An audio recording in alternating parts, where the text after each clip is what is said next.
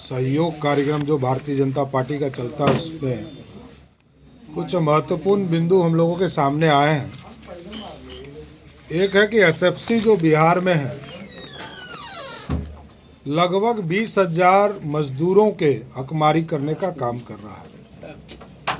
2017 के अक्टूबर में प्रति बैग 6 रुपया 94 पैसा 50 किलो वेट के जो बैग होते हैं उसकी आय उनको प्राप्त होती थी। पटना उच्च न्यायालय के आदेश के बाद इसका फिर से जांच किया गया और 2022 के अप्रैल में इसका 9 रुपया 10 पैसा पर बैग किया गया। और अभी कुछ मजदूर साथी आए थे कि इसको सरकार इम्प्लीमेंट नहीं कर रही है। अक्टूबर में यही बढ़कर 9 रुपया 20 पैसा प्रति बैग उनको प्राप्त होना है, जो नहीं मिल रहा है। ये न्याय उचित नहीं है।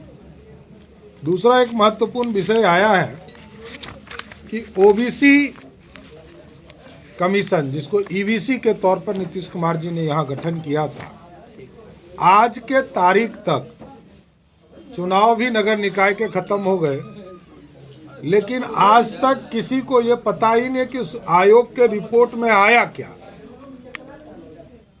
रिपोर्ट नीतीश कुमार जी की सरकार ने आयोग बनाया सुप्रीम कोर्ट और हाई कोर्ट के निर्देश के बाद, और उसके बाद आज तक आयोग का रिपोर्ट नहीं आया। बिहार राज्य सर्वेक्षण, ये राजस्व विभाग के द्वारा यहाँ हजारों बच्चे पटना में इसके आंदोलन कर रहे हैं, ना सरकार सुन रहे हैं, ना इस पर कोई कार्रवाई कर रहे हैं। तो मैं गंभीरता के साथ बिहार की सरकार नीतीश कुमार जी को दो चीज़ों से स्पष्ट तौर पर कहना चाहता हूं कि नीतीश कुमार जी अब सामंती प्रतीक होकर दिखते हैं, और दूसरा सांप्रदायिक हो गए।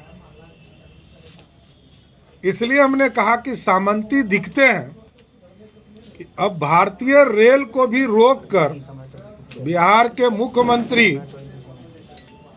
रेल को रोककर आम लोगों को कष्ट देकर अपनी गाड़ी पास करा रहे हैं। बिहार के लोगों का तो कोई समाधान हो नहीं रहा, क्योंकि 2013 के बाद जब भारतीय जनता पार्टी से पहली बार वो अलग हुए, तब से नीतीश कुमार सिर्फ और सिर्फ सरकार बचाने का काम बिहार में कर रहे हैं। कि जनता दल यू के नेता ये कह रहे हैं कि हम शहर को करबला बना देंगे, और कोई कार्रवाई नहीं हो रही है। एक तरफ हिंदू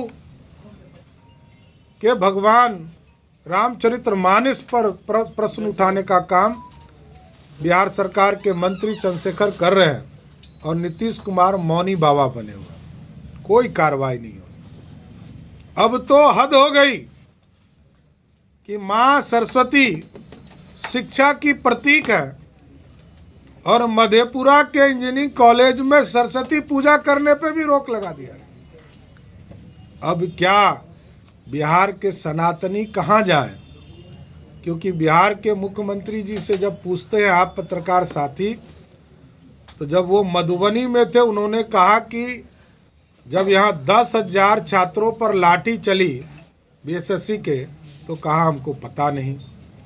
रामचरितमानस पर प्रश्न उठा तो कहा हमें पता नहीं। बक्सर में किसानों के घर में घुसकर लाठियां चली, उनको पता नहीं। करबला बनाने का घोषणा उनके पार्टी के नेता कर रहे हैं, उनको पता नहीं। तो क्या वो बिहार के मुख्यमंत्री हैं कि नेपाल के मुख्यमंत्री हैं? ये जानना मैं चाहता हूं। और नीतीश कुमार जी पे मैंने सीधा आरोप लगाया कि बिहार के लोगों को कष्ट हो रहा है, बिहार के नौजवानों को कष्ट हो रहा है, बिहार के शिक्षा जगत को कष्ट हो रहा है।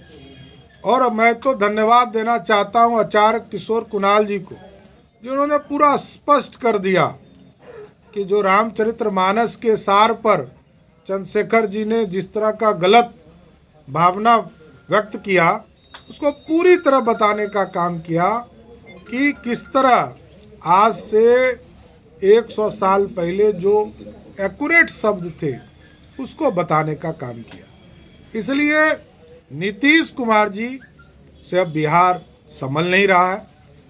बिहार से नीतीश कुमार जी की मुक्ति होनी चाहिए और नीतीश कुमार जी को अब कल्याण बिघा में जाकर विश्राम करना चाहिए। ये लो मुंह मीठा करो, आज मैंने अपना जॉब छोड़ दिया, अब हम पूर्णिया वापस जाएंगे। जॉब छोड़ दिया है? मतलब ये घर कैसे चलेगा? हम करेंगे क्या? और माँ बाबूजी क्या बोलेंगे? इसलिए मैं एक और मिठाई का डब्बा लाया। अपने बिजनेस के लिए लोन अप्रूव हो गया।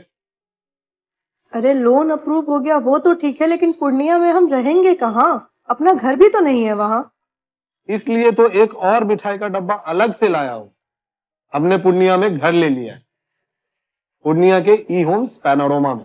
पूर्णिया में पैनोरमा ग्रुप लेकर आए हैं ई होम्स पैनोरमा, बड़ा घर, आलीशान जिंदगी और अत्याधुनिक सुविधाओं के संग। अरे अरे, अब क्यों मुंह मीठा करवा रही हो? क्योंकि हम घर वापसी जो कर रहे हैं। घर वापसी की खुशी पूर्णिया में ई होम्स पैनोरमा के संग। E homes panorama, luxurious lifestyle redefined.